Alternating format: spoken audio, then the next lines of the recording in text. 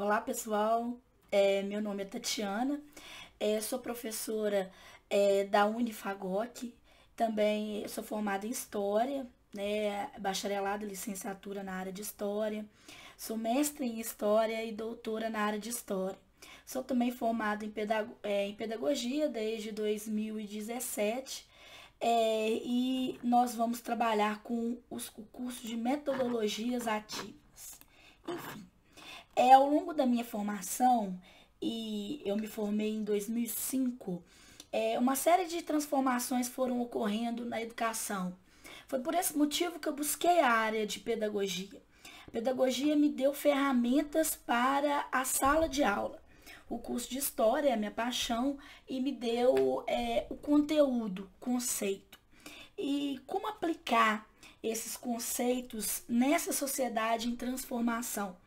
É um dos grandes desafios que o professor hoje possui.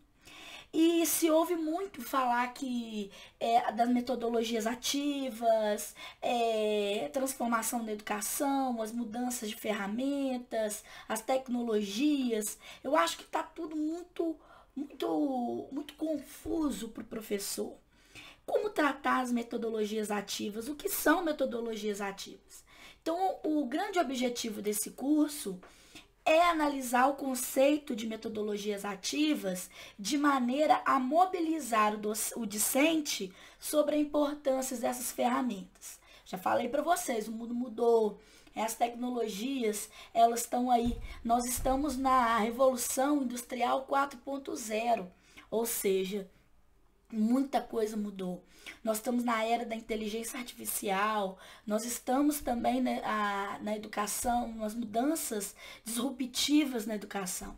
Então, seria um ponto de partida para pensar sobre as transformações que vêm ocorrendo no campo da educação e também como que essas mudanças elas interferem na sociedade. Então, eu preparei para vocês 4 temas nesse curto curso. Primeiro, nós vamos falar sobre a definição de metodologias ativas, o que é. O segundo tema diz respeito ao perfil docente. O terceiro é educar por competências. E o quarto diz respeito à gestão de aprendizagem. São 4 temas muito importantes dentro do processo da metodologia ativa. Para você mudar a educação na sua sala de aula, você precisa se transformar como docente. Você não pode avaliar da maneira que você avaliava na educação tradicional. Você tem que educar por competências, né? Aí vem o papel das competências e habilidades. E saber gerir a aprendizagem. Então, eu escolhi esses 4 temas para que a gente discuta.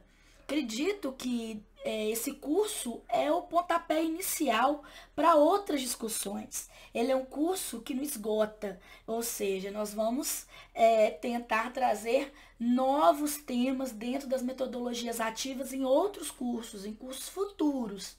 Mas nesse momento nós vamos mobilizar vocês, professores, docentes, sobre a importância das metodologias ativas. Então vamos lá começar o nosso curso. Então, vimos aí que nós estamos sobre rápidas transformações, né? A Revolução Industrial 4.0, a inteligência artificial, as mudanças, novas tecnologias de informação e comunicação, e tudo isso traz novas formas de interação, de informação e, consequentemente, de educação. Nós temos aí acesso a diversas informações no mundo da internet, né? A internet se tornou um mundo. As redes sociais, elas estão constantes na nossa vida. Nós postamos fotos, nós fazemos tanta coisa na internet, né? Então, nós estamos vivendo uma realidade, assim, extremamente diferente, né? É uma realidade que a gente nunca imaginou, ou então somente os grandes escritores imaginaram. Mas essa nova transformação, essa nova realidade, nos vem com incertezas, né? Eu devo me manter desse jeito, da forma que eu sou, quais são os novos desafios, né, na nossa vida, porque nós vivemos um mundo de transformações. Então, nós temos que aprender aí também a nos adaptar a esse mundo de transformações e evolução, né? Então, daí o conceito de metodologias ativas, né? A educação, ela tem que se transformar. Então, as metodologias ativas, elas são conceituadas como processos interativos de conhecimento, análise, estudos, pesquisas e decisões individuais ou coletivas, com a finalidade de encontrar soluções para um problema. Então, você torna o aluno um ser ativo. Ele estuda, ele analisa, ele pesquisa, ele toma um partido, né? Partido no sentido assim, ele toma uma postura, ele encontra soluções para um problema.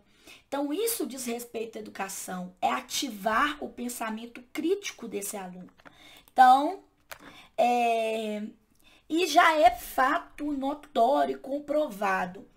A educação tradicional hoje, ela está cada vez mais perdendo seu espaço. Tem uma pirâmide Glasser, né, que como aprendemos, nós já percebemos que o aluno hoje, atualmente, né, ele consegue ouvir uma aula expositiva e dialogada por 15 minutos. Né? Depois desses 15 minutos, ele já não tem paciência. E aí ele recorre à rede social, ele recorre ao celular, ao smartphone, para passar o tempo dele. Né? Porque ele está lá naquela aula expositiva e dialogada, ele não consegue absorver aquele conteúdo. E aí tem uma pesquisa da pirâmide Glasser, né, do William Glasser, que ele pesquisou durante anos de que forma nós aprendemos, né? E ele constatou que 10% da nossa aprendizagem, ela vem da leitura, ou seja, você pega um texto, lê e aprende só 10% daquilo ali.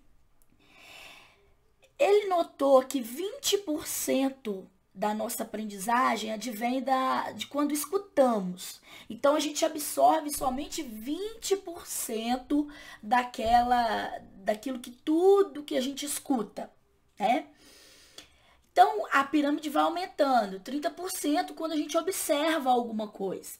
Né? Nas aulas práticas, por exemplo, vocês vão observar, fazer alguma coisa, o professor executando alguma coisa, e você observa e você absorve 30% daquilo. Quando a gente ouve e vê, a gente absorve 50%. Aí a pirâmide vai só aumentando. 70% nós aprendemos quando nós discutimos, debatemos, reproduzimos aquilo. Né? Então, depois de toda a leitura, em ouvir, em observar, e nós, quando as atividades são mais voltadas para a discussão, nós absorvemos 70% do conteúdo. 80% quando a gente interpreta, quando a gente traduz, quando a gente expressa algo, quando a gente se comunica, quando a gente coloca a mão na massa, ou seja, o maker, né? E 95% é quando a gente ensina para os outros, né? Quando o aluno faz um grupo de estudo, aí ele vai estruturando, ele vai explicando para os seus pares. Então, percebam que a escuta é 20%, né? A aula expositiva e dialogada. Nós só absorvemos 20%, enquanto 95% é quando a gente ensina ou quando a gente faz, 80%. Então, percebam que, de acordo com William Glasser, é quando o aluno ele se torna mais ativo e ele resume, ele estrutura, ele define, né? Ele se torna mais ativo. Então, quando você traz para o foco da sua sala de aula a atividade, né? Tornar o aluno ativo, ele aprende mais, de acordo com William Glasser, né? Então, para entender isso aí, eu tenho um antigo provérbio que fala o seguinte: o que eu ouço, eu esqueço. O que eu vejo, eu posso até lembrar. Mas o que eu faço, eu compreendo. Então, quando você coloca a mão na massa, que a gente chama de cultura maker, você pode compreender melhor do que quando você ouve ou quando você vê. Esse ouvir e ver, ele é mais a passividade do aluno, enquanto fazer é aquilo que nós definimos como metodologias ativas, né? Então, isso já vem uma discussão há muitas décadas atrás. Por exemplo, Paulo Freire, né? Ele afirma que a educação é, antes de mais nada, uma prática da liberdade. Então, ele já teorizava essa mudança na educação. Paulo Freire, que era contra, ele teorizou a chamada educação bancária, né? Ou seja, quando você deposita o conhecimento na cabeça do aluno e obriga ele a seguir aquele padrão. Então, ele disse assim que isso não é uma educação para a liberdade e ele chama isso de educação bancária, ou seja, para ele não tem fundamento nenhum a existência desse tipo de educação. Educação para ele é uma prática da liberdade. O John Dewey, na década de 30, onde ele estruturou a chamada Escola Nova, onde ele pensava que a aprendizagem ocorre pela ação, ou seja, o aprender a fazer. Então, seriam esses grandes teóricos da educação que afirmam que a aprendizagem é, antes de mais nada, a promoção da autonomia do aluno, né? Então, essa educação atual que nós estamos vivendo, né, baseada nas metodologias ativas, é uma educação que a gente chama de contemporânea, ela não comporta mais esse modelo tradicional. E qual seria esse modelo tradicional? Vejam a imagem aqui. Seria isso. É quando você ouve e o professor fala. Você é passivo e o professor é o ativo. O professor é detentor do conhecimento e você não sabe nada. Aluno seria a ausência de luz. Então, o professor seria a luz que complementaria aquele conhecimento. Então, o modelo tradicional hoje ele não se aplica mais, né? Porque vocês já observaram nas pesquisas que eu já citei que a aprendizagem, ela não pode ser mais passiva. Mas, Tatiana, me explica, né? Vamos voltar aqui. Me explica. Esse ensino, né, de acordo com Morin, é um ensino que vai se tornar cada vez mais híbrido, mais misturado, né? O blended learning, que eles chamam. Então, nós temos que hoje possuir um contato mais envolvido no processo de ensino. O professor, ele tem que trabalhar com essa autonomia, ele tem que se tornar principalmente não aquele que é detentor de todo o conhecimento, mas ele tem que dar autonomia ao seu aluno. Ou seja, ele tem que ser um orientador, né? A instituição tem um grande papel, ela tem que ser uma instituição geradora de conhecimento, ela tem que apoiar tanto o aluno quanto o professor nessa condição de promover e gerar conhecimento, né? Então, Yamamoto chama Freire de gênio, né? Porque ele coloca o aluno como sujeito da aprendizagem, né, e da transformação da realidade. Então, nós estamos retornando àquelas teorias profundas de Paulo Freire, de John Dewey, de construção do conhecimento, não pelo professor e aluno, mas pelo aluno. O aluno é o centro do conhecimento. E aí, de que forma que esse aluno vai aprender? Como é que a gente vai colocar esse aluno no centro do conhecimento? Então, tornando os nossos métodos ativos, tornando o foco do nosso métier, da nossa função, no aprender e não na questão do ensinar, né? Então, nós temos que ter um novo comportamento, daí trabalhar com o perfil docente, tema 2, nesse processo. Nós temos que nos tornar tutores nós, professores, somos, antes de mais nada, tutores do nosso aluno. Nós temos que focar sempre na aprendizagem, se ele está aprendendo, e mudar os nossos métodos de ensino, de aprendizagem, de avaliação, a nossa postura em sala de aula, né? Nos tornando assim mais professores que orientam a aprendizagem do que professores que possuem conhecimento, e tornando o nosso aluno autônomo, né? Ele vai discutir, ele vai idealizar, ele vai criar. Essa é a nossa intenção. Então, essas metodologias ativas, elas permitem motivar o aluno. Porque o aluno, quando chega em sala de aula, principalmente no ensino superior, também, vamos falar também educação básica, né?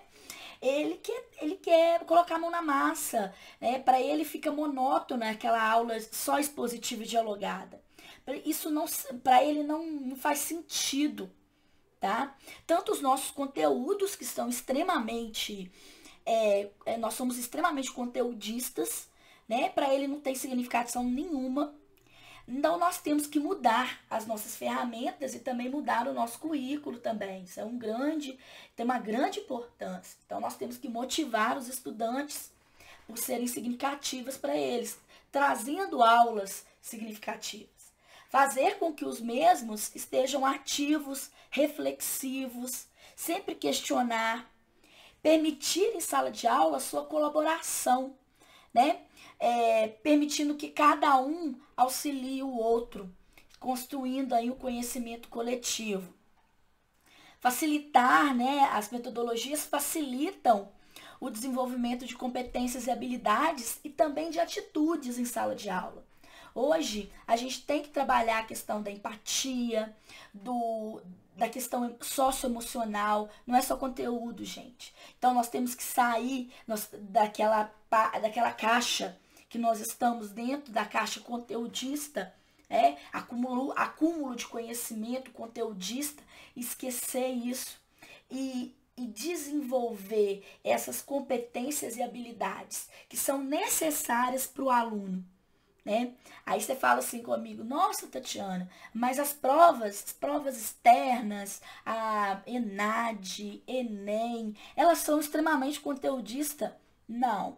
Eu peço a vocês para reverem a postura de vocês frente a isso. ENAD, ENEM, eles têm o objetivo de avaliar as competências, habilidades e atitudes do aluno. Percebam que essas provas externas, elas estão tentando também trabalhar com a questão do chá, das competências, habilidades e atitudes.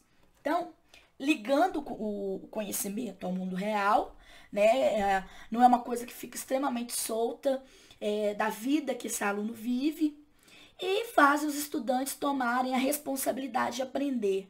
Então, gente, metodologia ativa torna o aluno responsável também, porque ele é responsável pela leitura de um texto, ele tem que ir para a aula com o material lido, e isso é um grande desafio, não é verdade? Porque como é que o aluno vai estar com o material lido? Tem meio aquela preguiça intelectual, né? Mas tem que ser um material mais próprio para esse aluno, né? Que vive aí no contexto da internet, das novas tecnologias. Então, a gente tem que pensar nisso também. As metodologias, elas colocam o professor no papel de mentor e buscam aproximar as discussões da escola com o mundo real. Então, não vai desaparecer a importância do professor. Ele é importante, ele é o mentor desse aluno, porque ninguém aprende por osmose. A coisa não vai para a cabeça do aluno só porque ele leu. Não. O mentor, ele tem um papel crucial para desenvolver essas competências, habilidades e atitudes do aluno. Então, não esqueçam que as metodologias, elas têm que desenvolver, ativar o aluno, torná-lo reflexivo, né? Ligar ao mundo real a aprendizagem, que faça sentido para ele, né? Torná-lo responsável pela aprendizagem. Então, isso tudo são questões muito importantes que a gente tem que trabalhar sobre as metodologias ativas.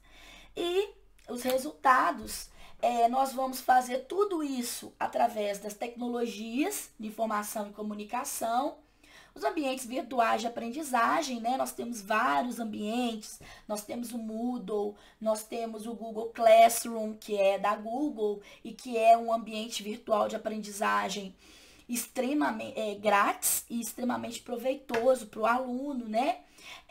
Favorecem aí as aplicações das metodologias, nós temos sistema de gamificação, nós temos uma série de coisas que podem nos auxiliar, dentro das tecnologias de informação e comunicação, né?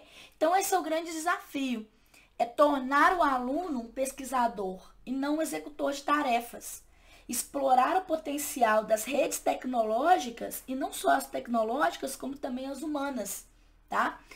Metodologias ativas não é só tecnologia. Você pode também desenvolver as metodologias ativas dentro da sua sala de aula com cartolina, com canetinha, entendeu? O grande objetivo dela é tornar o aluno ativo, né? Então, nós trabalhamos com a metodologia ativa, que tem o objetivo de tornar o aluno o protagonista, né? Ele é um ser pensante, nós temos que aproveitar disso. O professor é o mentor, muito bem. Nós já trabalhamos com isso, nós sabemos o básico. Agora, quais são os tipos de metodologias ativas mais comuns que são aplicadas no mundo inteiro? Então, nós temos primeiro a aprendizagem baseada em problemas, né? O Problem-Based Learning, que veio na década de 70 no Canadá, com os estudantes de medicina, e no Brasil foi também introduzida na década de 90 também no curso de medicina, e que ela vai, atualmente, outros cursos vão adaptando essa PBL, né? Ou a aprendizagem baseada em problemas. E o que consiste nessa PBL? Né? É uma metodologia que desenvolve aprendizado crítico. Você lança um problema para o aluno, ele tem que resolver baseado naquele conteúdo que ele estudou. Então, você traz um problema da vida real e coloca para o aluno discutir em sala de aula. Até para resolver algum caso, estudo de caso, enfim, construção de um texto com um problema. Isso é muito comum. Nós fazemos, por exemplo, em cursos na área de saúde, né, que tem casos, estudo de casos, diversos estudos de casos. Então, traz isso para a sala de aula e pede para o seu aluno desembolar. Isso é o PBL. Né? A mais comum, né, é a sala de aula invertida, que todo mundo se desespera, né? Flip Learning ou Flipped Classroom. É uma definição que foi lançada em 2014, né? É o que nós chamamos de sala de aula invertida, que era muito comum em 2007 nos Estados Unidos, em Harvard, Princeton, nessas grandes universidades, e foi idealizada pelo professor Jonathan Bergman, né, e Aaron Sams. O grande objetivo da sala de aula invertida é o professor disponibiliza o conteúdo, né? E previamente, antes da aula, e eles trabalham com, você joga alguns trabalhos, algumas atividades para o aluno dentro de sala de aula. Então, por exemplo, você não joga a tarefa para casa, você joga a tarefa para a sala. E a explicação, o conteúdo, o aluno vem em casa. Então, o pré-aula é quando o aluno ele tem o contato com o conteúdo em sala, ele vai desenvolver as atividades e depois tem o pós-aula, que o aluno avalia se ele aprendeu ou não. Né? Então, a instrução, ela move-se do espaço de aprendizagem do grupo para o espaço de aprendizagem individual. Né? Geralmente, a sala de aula invertida, ela se trabalha com grupos.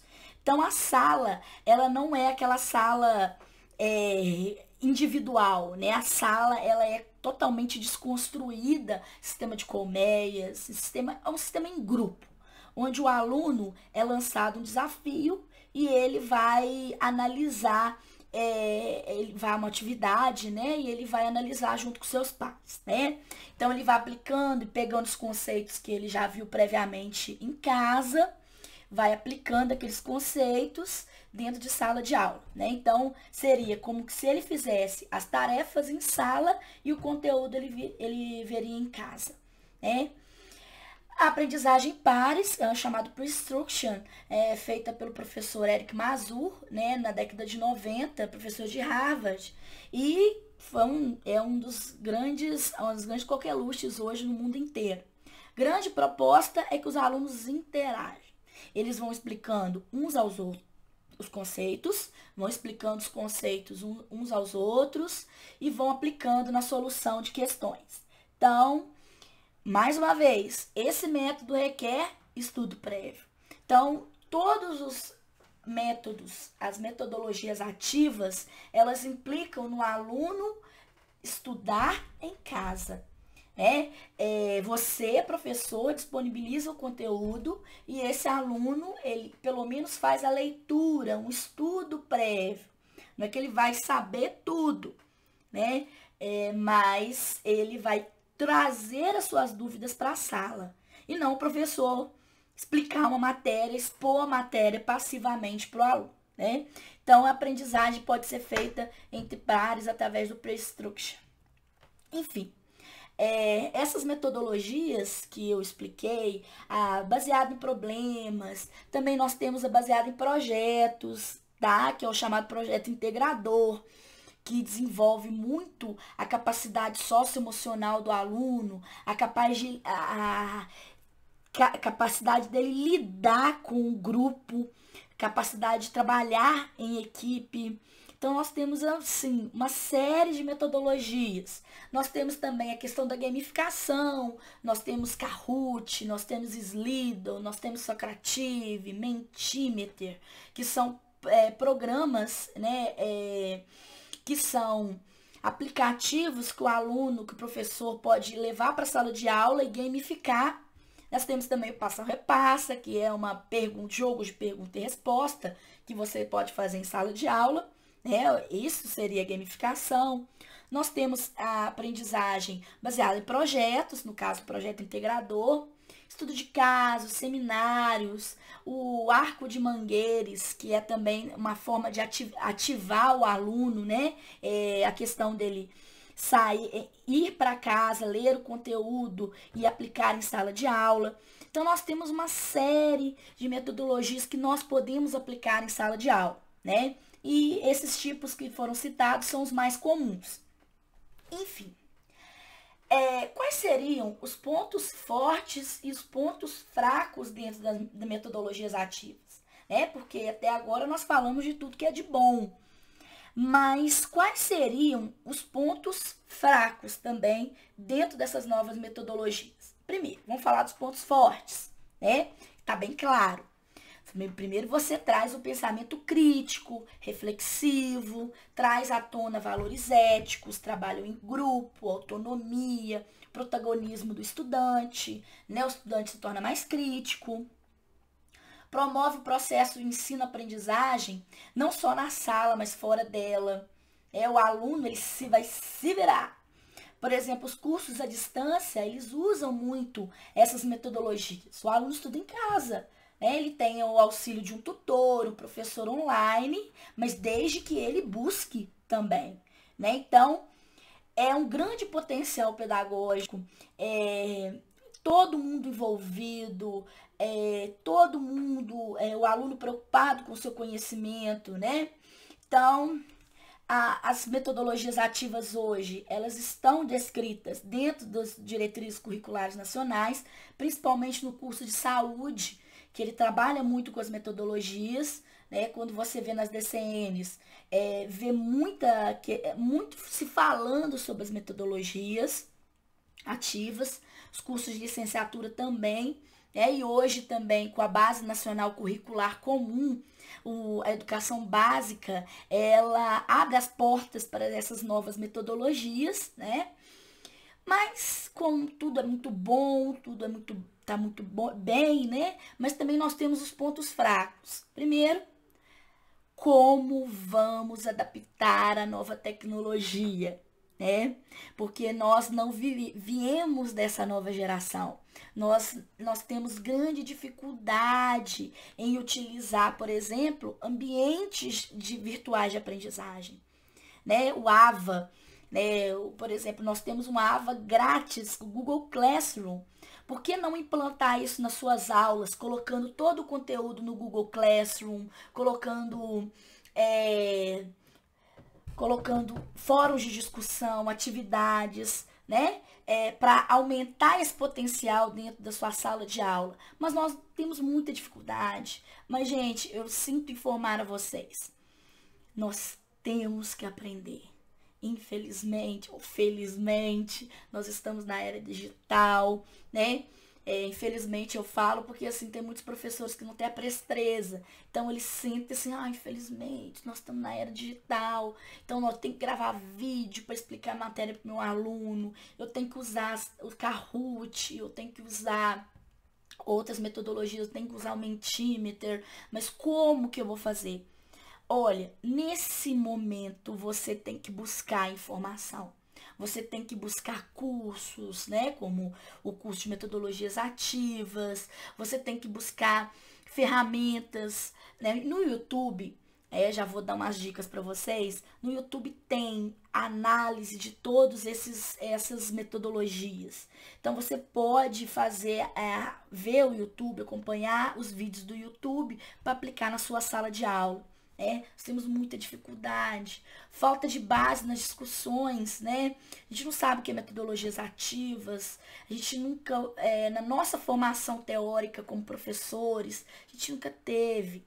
Então, nós temos dificuldade de desenvolver também a autonomia do aluno. Muito fácil explicar a matéria na sala de aula, falar sobre a Revolução Francesa, né? Passar um exercício assim, o que é Revolução Francesa, tá na página cento e pouco. A gente acha que o aluno está aprendendo, né? Porque ele copiou lá tudo direitinho. Mas não, a gente tem que desenvolver a autonomia desse aluno.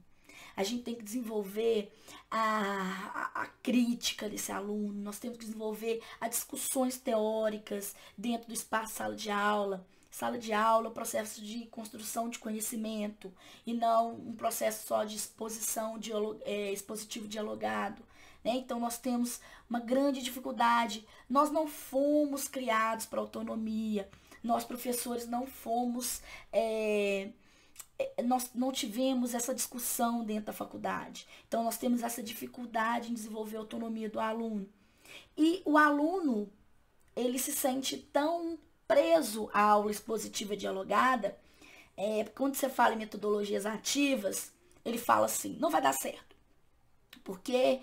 eu tenho necessidade de ter uma aula expositiva, porque eu não aprendo vendo vídeo, eu não aprendo lendo texto, eu tenho que ter o professor falando na minha cabeça, porque aí eu vou aprender.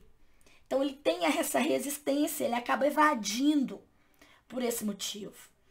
Então nós temos um grande problema das metodologias ativas, porque o aluno, por ele ser muito passivo com a aprendizagem, ele acaba não aceitando. Então, ele não quer ler texto no final de semana, ele não quer discutir isso com o colega, ele quer respostas prontas. É isso que o aluno quer. Então, nós temos que trabalhar isso com o nosso aluno em sala de aula. Isso é difícil. O aluno acaba evadindo e, geralmente, quem está numa instituição particular sofre muito, porque... não pode ter evasão, né? Ou uma evasão muito menor. Então, isso acaba gerando um transtorno, né? Então, nós temos que superar isso, porque nós estamos num processo disruptivo, de mudança. E essa mudança já está acontecendo. Você vê que grandes universidades adotam as metodologias ativas. São métodos utilizados em Harvard, em Princeton, Yale, em várias universidades do mundo afora utilizam a metodologia ativa. Então, esses pontos, eles são negativos, são pontos fracos, mas eles não comprometem o potencial inovador. É uma coisa que a gente tem que adaptar. Nós temos que ser grandes camaleões, adaptando a esse novo método de aprendizagem. Então, isso são metodologias ativas. né? É mobilizar para a mudança. A mudança está acontecendo. E quem não acompanhar, né, a mudança pode ficar para trás. Então, pessoal, é isso. Isso são metodologias ativas. Então, a partir daí, a gente tem que sair da caixa, quebrar o nosso pensamento, desconstruir o pensamento que a gente tinha há décadas sobre o que é educação e se adaptar a esse novo processo. É isso que as metodologias ativas propõem. É difícil? É, muito. Meu caso, eu sou formada em História e eu sou extremamente conceitual.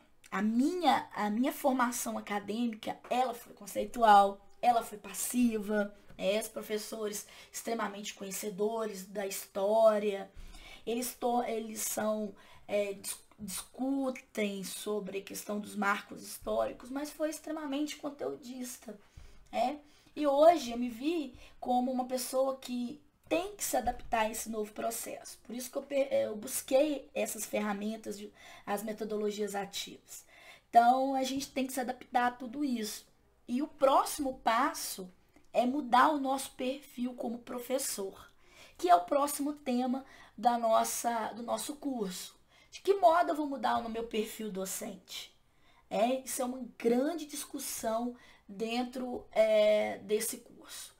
A mudança do professor, saindo desse professor conteudista para um professor mais empenhado em desenvolver as competências e habilidades, é o grande desafio, tá?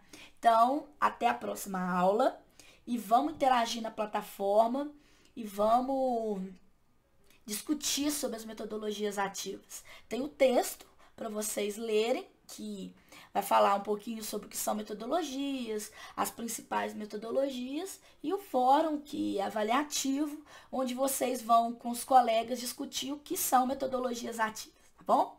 Então, um grande abraço e até o próximo tema.